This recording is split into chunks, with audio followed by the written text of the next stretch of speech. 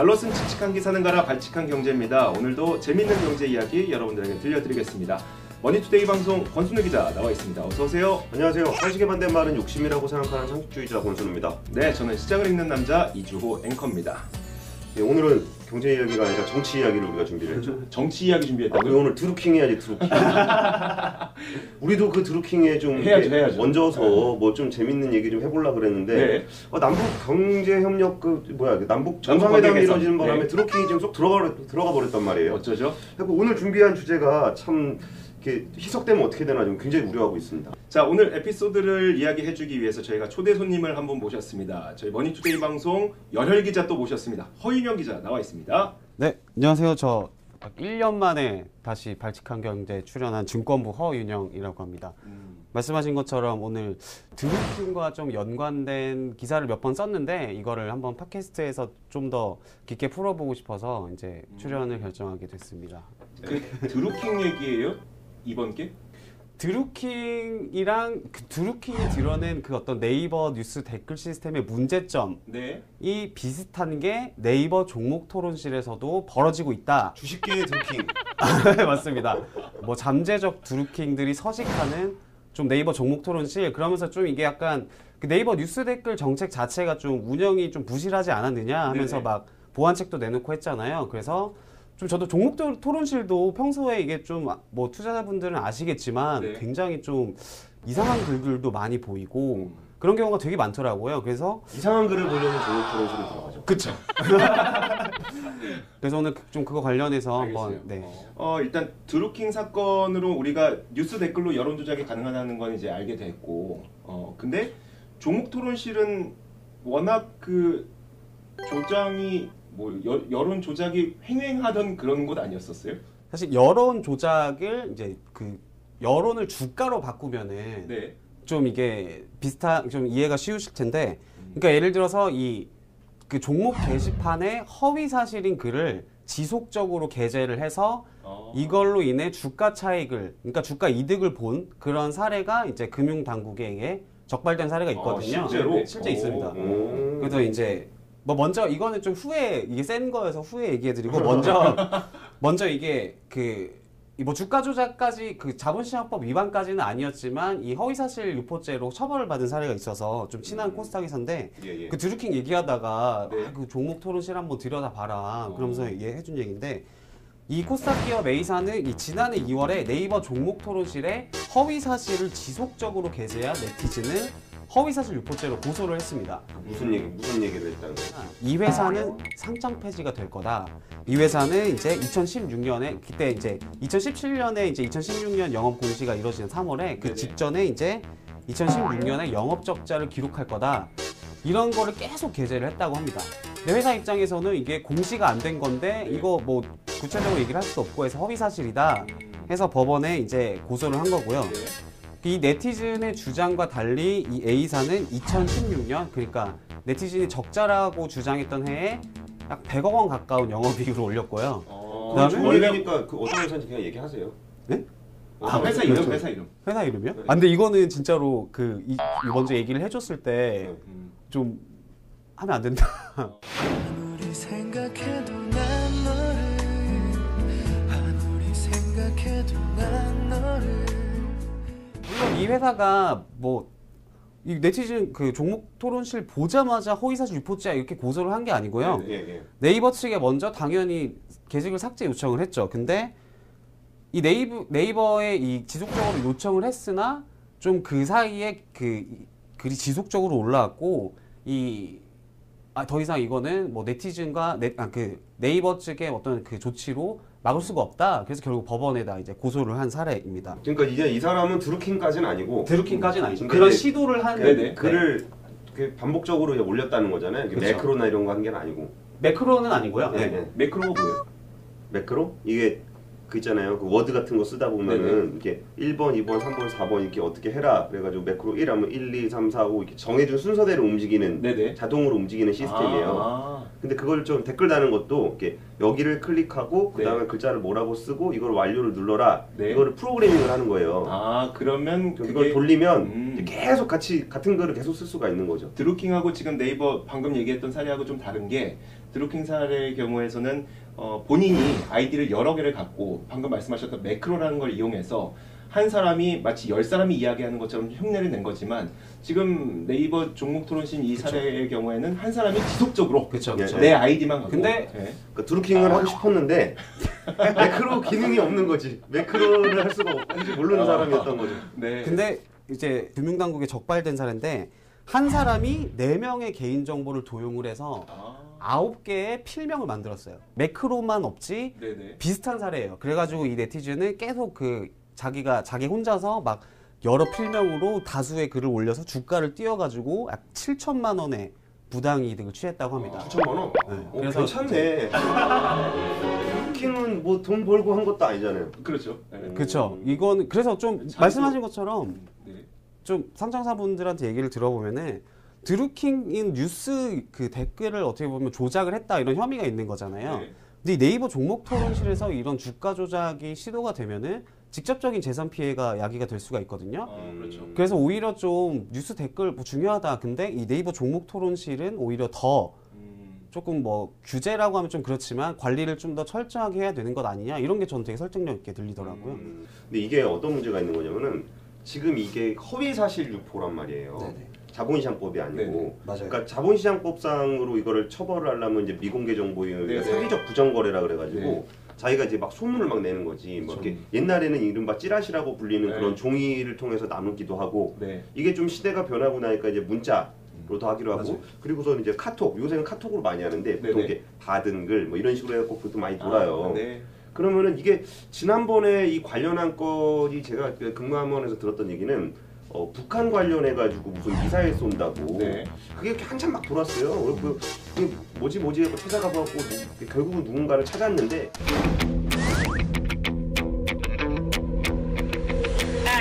걔 고등학생이었어. 고등학생이가 풋옵션을 산 거예요. 네. 코스트 풋옵션을 산 다음에 이게 막 미사일 쏜다고 막 그런 거를 자기가 이제 뿌린 거예요. 네. 근데 이게 이렇게까지 될 줄은 몰랐던 거지 걔도.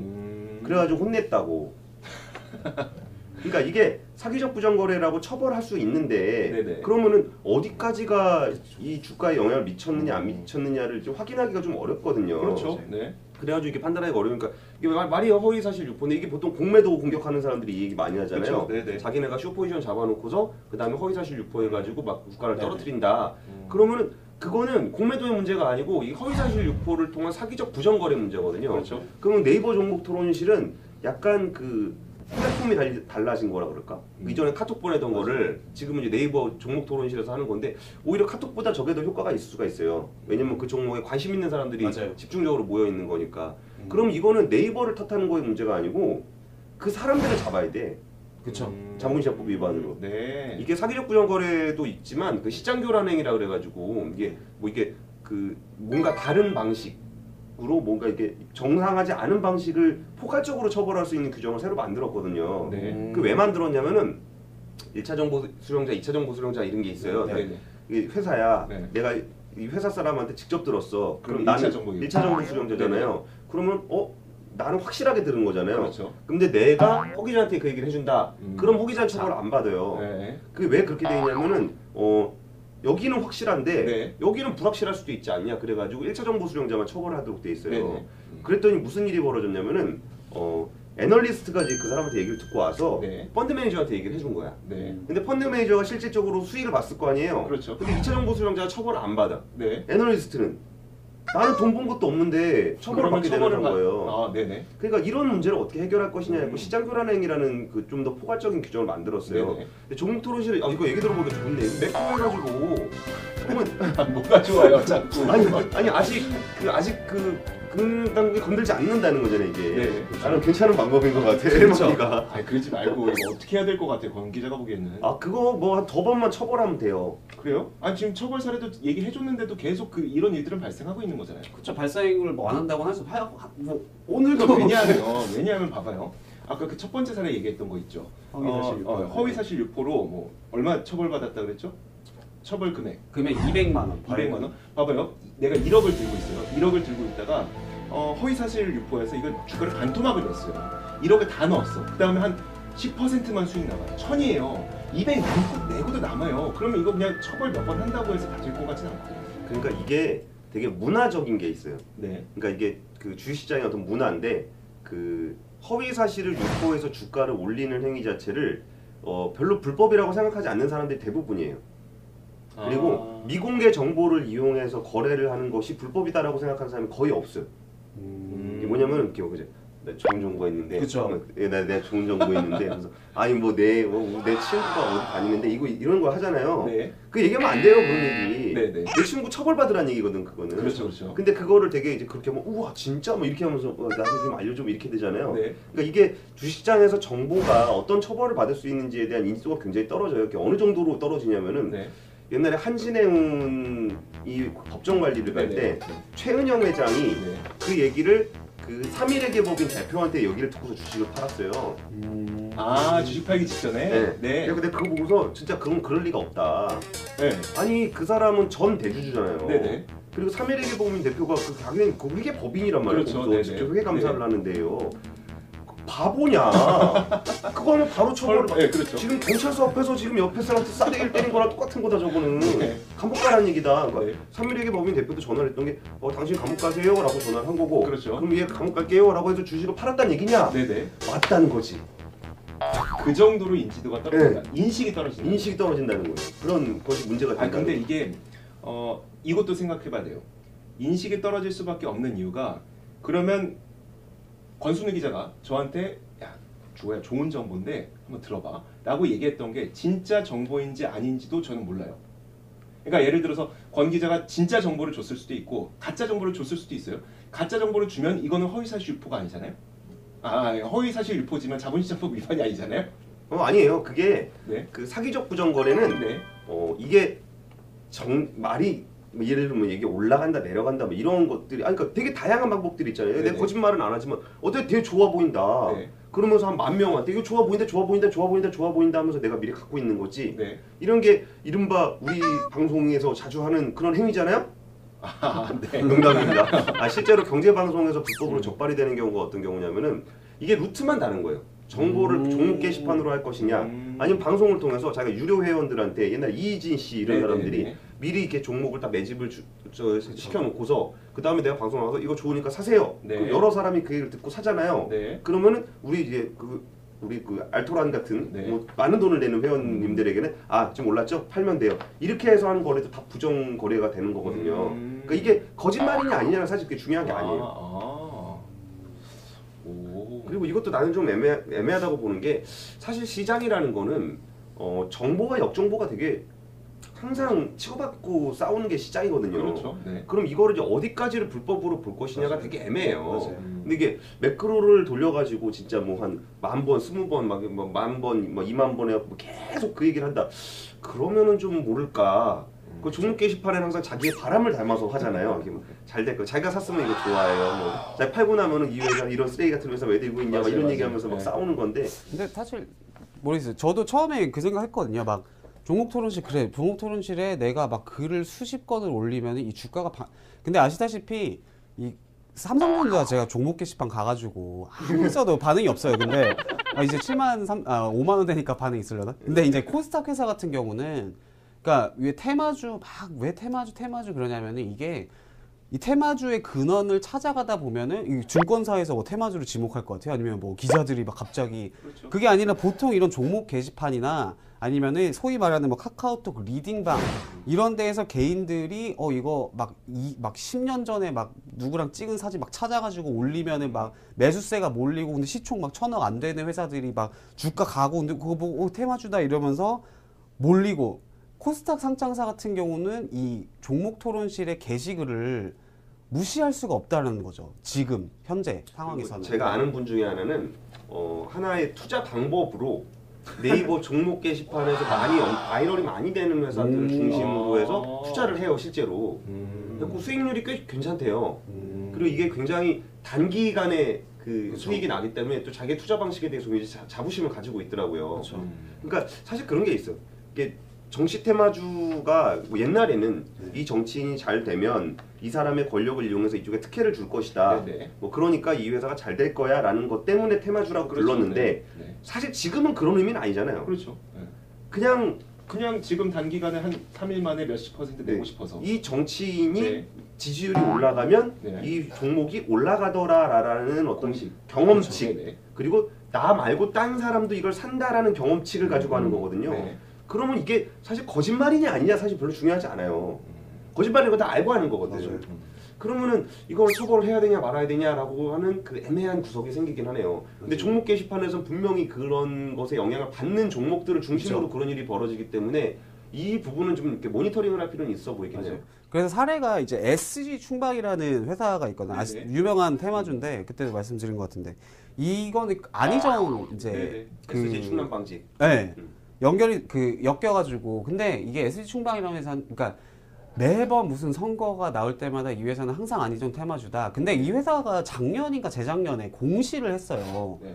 안희정 뭐 어쩌고 저쩌고 하는데 우리는 전혀 뭐 대표이사와 친분도 없고. 근데 사실 이게 그렇게 얘네가 이게 사실이 아니다라고 공시라는 게 어떻게 보면은 이 공식적인 유통에 여기서 회사가 이거 허위 사실이다, 사실 아니다 이렇게 했는데도 말씀하신 것처럼 아랑곳하지 않고 이게 주가가 반응을 해버린다는 거죠. 네. 그래가지고 뭐 물론 이게 허위 사실이다, 뭐 이게 사실이다 아니다 이게 말씀하신 것처럼 중요하지가 않아 버린 거예요. 이 종목 토론실이 개입이 되면은 상장사에서 아무리 아니다고 해도 뭐 옛날 걸 찾아가지고 막 했는데 막 주가가 가버리니까 그래서 이거는 좀 종목 토론실의 취지가 물론 주주들 간에 뭐 좀 건전한 정보 교육이나 토론이나 이런 걸 위해서 분명히 만들어졌기 때문에 그런 거 너무 이상적인 종목 토론 게시판이 주주들의 게시판이라고 저는 생각하지 않아요.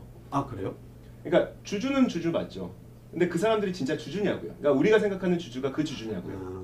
주주에 대한 또 본질적인 질문이 너 저 주주라고 생각하는데 주주인데. 왜 그런 사람은 주주가 아니라고 지금 폄하하시는 거죠? 그러니까 예를 들어서 폄하라기보다는 그러니까 지금 개미 투자자들을 싸그리 무시하시는 겁니까 지금? 왜 그러세요? 이상한 사람이네. 그게 아니라 저는 단기간에 이런 그 수급 변동이 왔을 때 사실 기업들도 마땅치 않다고 생각을 해요. 기업들도 그 주가가 올라가는 것을 딱히 반기진 않을 것 같아요. 예를 들어서 SG 충방이 주가가 갑자기 뭐 2배가 뛰어 올랐어요. 그러면 SG 충방은 우리 이번에 주가가 2배 올랐어라고 그 반기는 것이 아니라 제대로 된 평가를 받지 못하면서 주가가 등락을 오고 가기 때문에 시장의 평가를 제대로 못 받는다고 오히려 판단을 할 거예요. 아니 우리 기업이 우리 정말 열심히 10년, 20년 동안 일을 했는데 우리 기업은 고작 시장에서 이 정도 테마에 놀아나는 그 정도 기업인가? 라는 생각을 오히려 할 것 같기 때문에 그런 식으로 수급에 달려드시는 분들 물론 본인들은 다 그렇지 않다고 생각하겠죠. 그런 분들은 저는 그래서 주주라고 생각하지 않습니다. 다 투기꾼이다 그 얘기잖아요 지금. 네. 왜 제가 이게 드루킹을 보면서 왜 이걸 또 떠올렸냐면 그 드루킹 사태에서 네이버가 비판을 받았던 게 이 뉴스의 어떤 굉장한 막강한 유통업자인데 좀 무책임한 것 아니냐 이게 비판의 핵심이었잖아요. 근데 종목 토론실도 저는 똑같은 좀 책임 회피의 문제가 있지 않나. 왜냐면 얘네가 정책이 보면은 네이버 정책이요. 네이버 토론실 정책 보면은 네이버는 회원에 의해 게재된 게시판 게시물이 타인의 저작권을 침해하더라도 이에 대한 민형사상 책임을 지지 않는다. 그리고 손해배상 청구 등 이의 제기를 받을 경우 해당 회원이 발생하는 모든 손해를 부담해야 한다. 그러니까 선배가 말씀하신 것처럼 어떻게 보면 자기들이 이 종목 토론실이라는 어떤 하나의 그 운동장을 만들어 놓고 여기서 무슨 일이 뭐 서로 무슨 뭐 돈을 뭐 막 이렇게 뺏고 뭐 하던 좀 약간 어느 정도의 어떤 컨트롤이 필요한데 이게 관리가 안 된다. 저는 그런 지적 지금 충분히 할 수 있다고 생각을 해요. 네. 이게 뉴스 댓글보다 더 나쁜 거는 그 여론 조작이라는 거는 네. 여론 조작이라는 건 없어요. 여론 조작이 어디 있어? 조작된 여론? 여론은 여론인 거예요. 이거를 어떤 여론의 그거를 서로 그 헤게모니를 잡기 위해서 여론이라는 장에서 굉장히 크게 싸우는 건데 이게 그러면 문제라고 한다면 뭐가 문제냐? 그럼 매크로 이런 걸 돌려버리면은 업무방해 같은 게 걸리는 거예요. 왜 회사가 멀쩡하게 사업을 하고 있는데 이걸 못 하겠냐? 여론을 조작한다 그러면은 그래갖고 뭐 드루킹이 뭐 불법이니까 이거를 댓글을 다 못 달게 하자 이런 얘기들까지 나오는데 사실 여론이라는 거는 다양한 사람들의 이야기가 그냥 모여가지고 이제 어떻게 형성되는 게 여론인 거지. 여론 조작을 어떻게 여론을 뭐 사람마다 쫓아들면서 할 수는 없는 거잖아요. 그러니까 이거는 사실 뉴스의 여론 그 댓글 조작은 있을 수 있지. 뭐 댓글 조작은 맞아요. 내가 하는 건데 그럼 이거는 불법 행위가 아니에요 사실은. 그냥 댓글을 쓰는 거지 불법 행위가 아니라고요. 네. 근데 종목 게시판에서 이거를 그 매크로 돌리거나 이렇게 허위 사실을 유포하거나 아니면 이걸 가지고 뭐 계속 얘기를 해갖고 주가를 만지려고 한다면은 이거는 불법 행위란 말이에요. 그렇죠. 그러니까 더 나쁜 거야 이거는. 그러니까 그러니까 네이버가 댓글 방치하는 거는 그냥 댓글이니까 방치한다고 할 수 있겠지만 이거는 불법 행위를 방치하는 거기 때문에 이게 훨씬 더 심각한 문제라고 저는 봐요. 자, 그 드루킹 사건을 통해서 네이버의 종목 토론실에도 문제가 있다는 것을 이제 허윤영 기자가 직접 인식을 하고 직접 취재를 해봤습니다. 지금까지 좀 느낌을 한번 회고해 보면 어떨까요? 이게 적어도 이 네이버가 막 이런 어떤 그 공간을 조성을 해줬으면은 어떻게 보면 최소한의 어떤 책임, 아까 말씀드렸던 서버를 좀 많이 늘려서 그 만약에 이 허위 사실 유포로 뭐 조사 당국의 수사가 들어왔을 때 좀 협조를 해줘 그 최소한 그 정도의 어떤 책임 정도는 좀 져야 하지 않냐. 저는 이거에 되게 좀 공감을 해서 한번 이쪽으로 더 취재를 해볼까. 냉면 테마도 취재하려 했는데 이거 왠지 오늘 이거 나가잖아요. 네이버 반응 없고 그 종목 토론실 주주들 반응 엄청 올 것 같아요. 이런 얘기하지 말고. 거기랑 IR, 그러니까 상장사 IR 담당하시는 분들이 모인 또 카페가 있어요. 아, 그래요? 전 여기 보고 이걸 평소에 많이 모니터링 하거든요. 아, 그래요? 어우, 되게 싫어하는구나. 거기 들어가 보세요. 한번 되게 진짜 뭐 엄청난 사람들이 진짜 뭐 말도 안 되는 얘기들 막 자기 회사 가지고 해서 주가 출렁출렁 하면은 뭐 관리하기도 힘들고 그렇죠. 되게 웃기는 게 그 주주들이 그러니까 정치 테마주가 진짜 골 때리는 게 뭐냐면 그 회사는 아무것도 한 게 없어요. 맞아요. 그냥 시장에서 거래된 것뿐이라고. 근데 욕 먹어. 그러니까요. 그 회사가 괜히. 뭐 자기는 가만히 있었는데 주주들끼리 뭐 사고 팔고 내가 뭐 안철수랑 친하다고 얘기한 것도 아니고. 그리고 금융감독원도 되게 황당한 거예요. 그게 그렇다고 걔한테 야 너네 테마주 하지 마 그러면은 저기 테마주 안 하고 싶어요. 이래가지고 금감원도 그게 되게 골치 아팠던 게 뭐냐면 사람들의 인식이 정치 테마주를 관리를 해야 된다 이러면은 이제 그 사람들이 되게 정치인들이 또 굉장히 쟁쟁한 사람들이잖아요. 근데 금융감독원 같은 데는 정부기관이나 어쨌든 공공기관이잖아요. 그럼 실제로 야 너 그때 나 대선 때 내 거 테마주 관리 똑바로 안 하더라. 그래갖고 내 이미지 좀 안 좋아지는 것 같더라. 너네 원장 좀 마음에 안 드는 것 같아. 이런 게 골치 아프단 말이에요. 그러니까 길을 쓰고 잡으려고 하는 거야. 근데 그런 또 잡아야 되는 대상이 되게 이상한 거지. 종목 토론실 좋네 이거. 매크로 하나 만들어야 되겠네. 우리 드루킹 씨를 한번 또 영입을 해야 될 것 같아요. 하지 마세요. 저희가 이 이야기를 준비했던 거는 사실 그 좀 바람직한 투자 문화라고 해야 될까요? 바람직한 투자 문화가 무엇인지에 대해서 좀 생각해 볼 만한 시간이 필요해 보여서 허윤영 기자가 또 준비를 했으니까요. 이 이야기가 개인적으로 참 많은 분들에게 좀 퍼졌으면 좋겠습니다. 저희의 명성을 위해서라도. 알겠습니다. 자, 여기서 이야기 접도록 하겠습니다. 발칙한 경제였습니다. 고맙습니다. 감사합니다.